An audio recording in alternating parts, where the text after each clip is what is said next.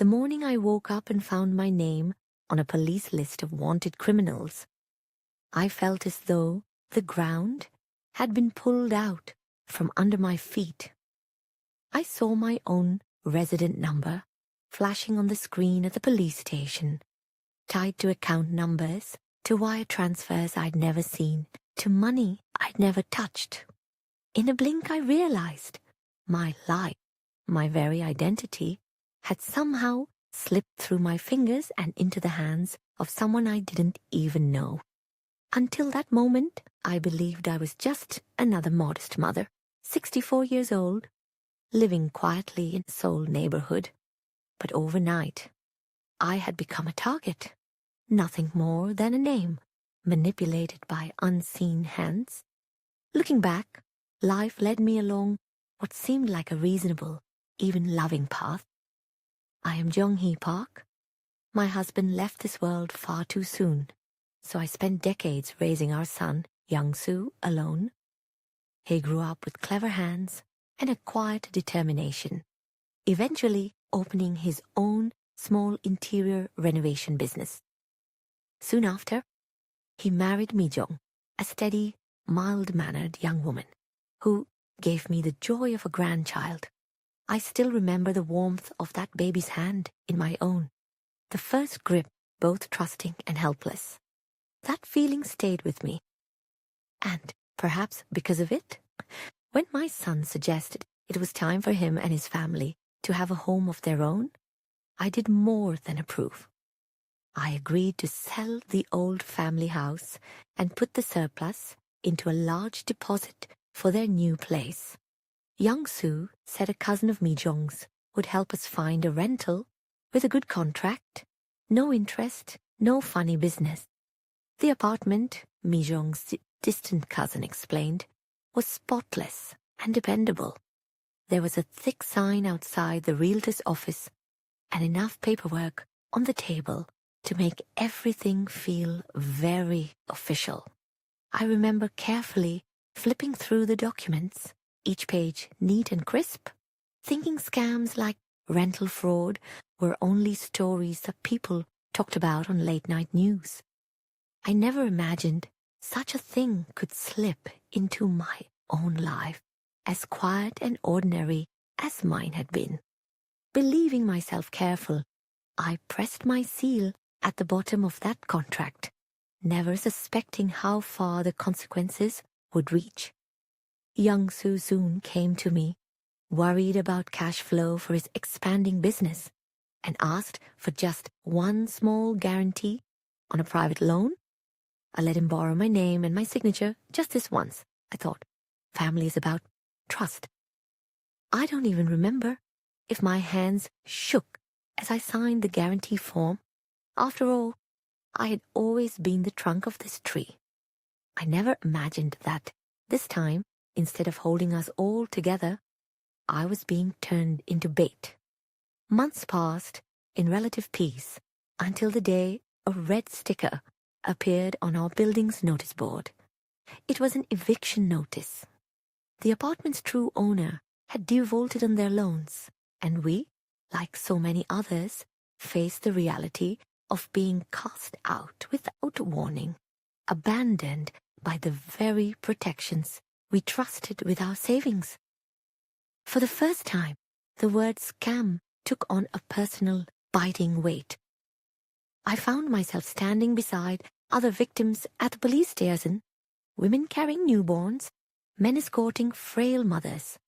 We all stared at the same empty space, lost, desperate for answers we thought the police might have. Not long after, I received a letter from the bank.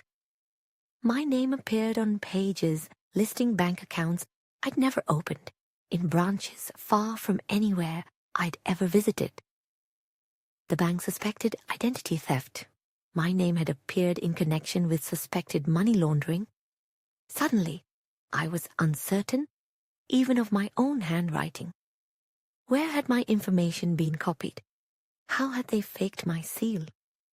Bills began to pile up, utilities, loans, warnings, written in red. The fear gnawed at me, sharpening every sound at the door.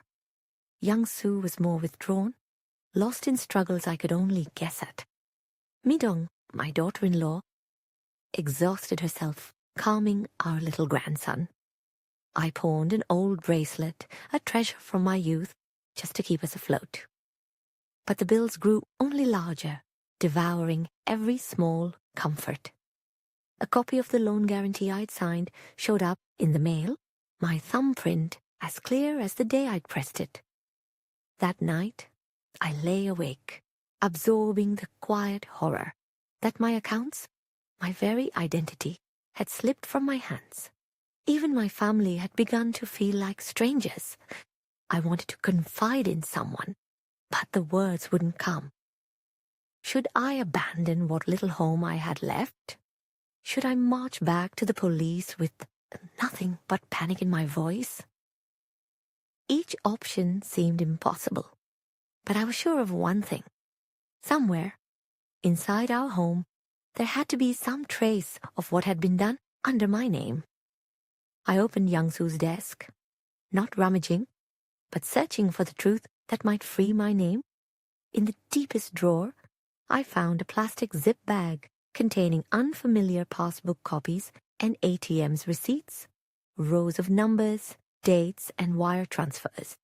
The destinations matched the suspicious accounts that police had shown me. My heart dropped as I photographed every document. But I paused. Who could I even trust to show these to? Young Soo returned late that night. The house creaked like it was haunted by secrets. A few days later, I visited the district office for identity theft counseling. Someone had opened a phone line in my name, even filed for new passwords. The signature, so similar to mine, felt manufactured, strained in its imitation. The counselor advised me to hold and reissue every personal document, every seal. I carved a new stamp, fingers numb and heart hollow, looking at my own reflection in the glass doors. On my way out, I saw a woman carved by time, her face drawn with lines of new resolve and old exhaustion. As we prepared to move yet again, neighbors quietly dropped off any rice and kimchi. Their sympathy made me choke up. One woman, herself a victim, confided that she too found her rental through someone with Mijung's cousin's name. In that moment, I felt all my suspicion settle on my daughter-in-law. Was she an accomplice? Or, like me, just another pawn? One evening, while gathering the laundry, I noticed a thick envelope inside Young Soo's suit pocket. The logo was unfamiliar.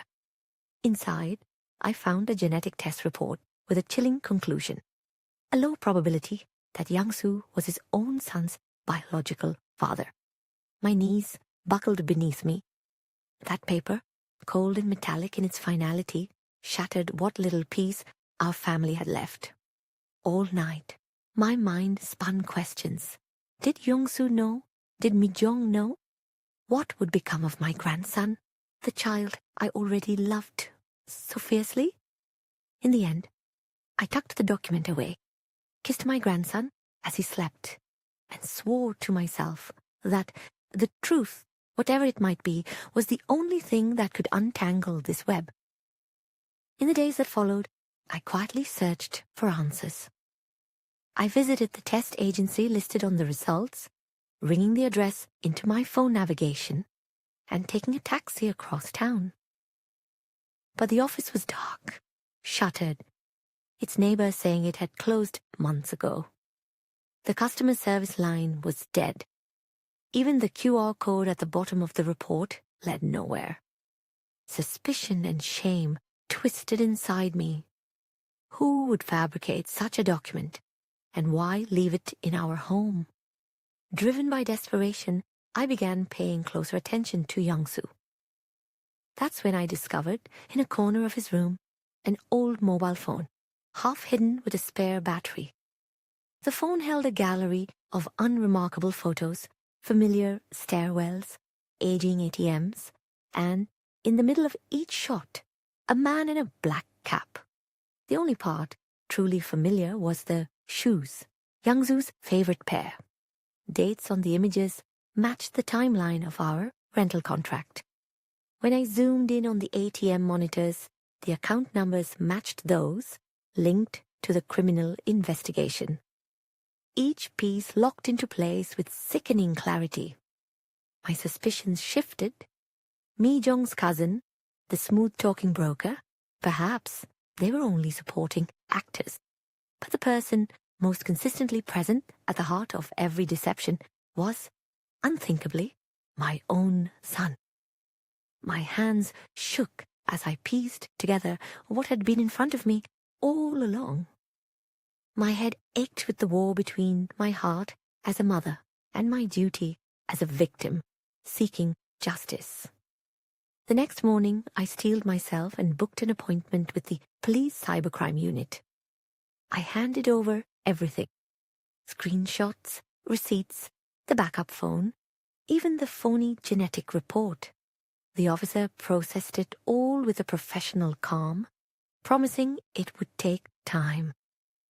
On my way home, my face reflected in the bus window looked not like someone about to burst into tears, but like someone preparing for a siege. Days later, the investigator called back. I stood on the curb, listening to him.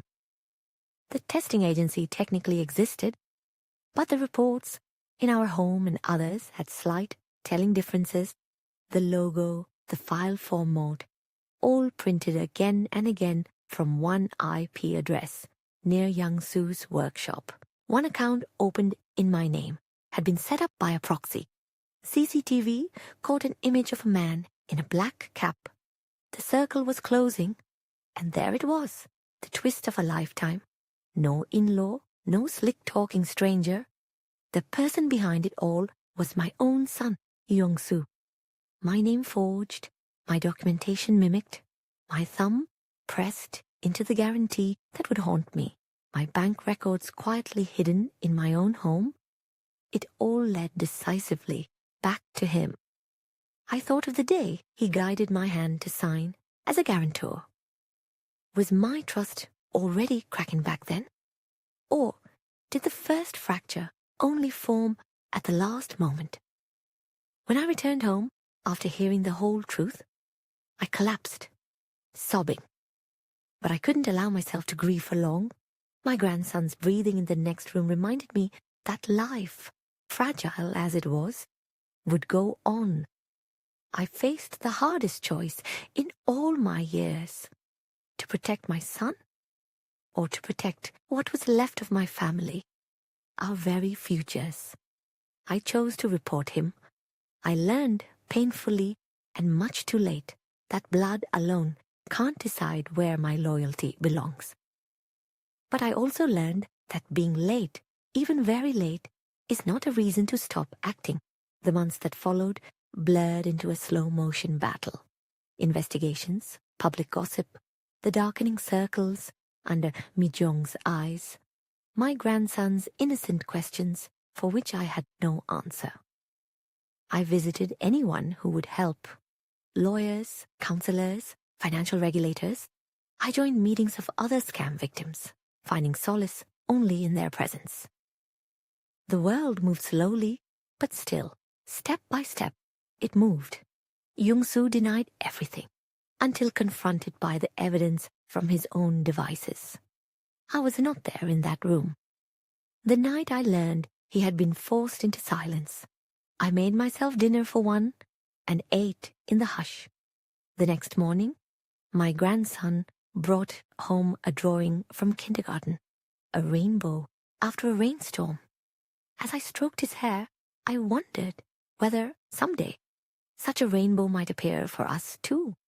But I realized our rainbow might rise not from the sky, but over from the battered ground we had made it through together. The authorities slowly closed each fraudulent account in my name. I may recover a fraction of the lost deposit, but much is gone forever. What remains is the trail of scars and time. I promised myself not to dwell on the wounds. Mi-jong and my grandson have chosen to stay by my side.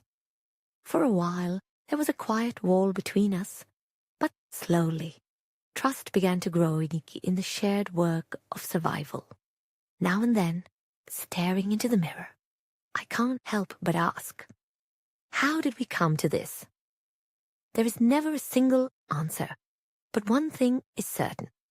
One rash signature, one fleeting moment of inattention, one small delay is all it took for everything to change. Now, whenever I stamp a form, I demand to know where it's been and who's handled it. The cold, heavy feel of my son's forged DNA file lingers in my thoughts. Paper I learned too late is all too easy to manipulate. Identity theft, housing scams, forged accounts, secret debts, fake test results, all words that once filled my nightmares, but now, perhaps, can serve as warnings for others. On the last night before our move, I cracked open my kitchen window and let the chilly air touch my cheek. I spoke softly to myself, not as a victim, not only as a mother, but as someone who had learned the hard way that it was up to me to protect my own name. I vowed never again to let family ties blind me to right and wrong. And if someday someone stands where I once stood, I will not be silent. I will tell them my story first. So, I ask you, if the person you loved most became the one who wronged you, would you cling to love, or would you choose justice?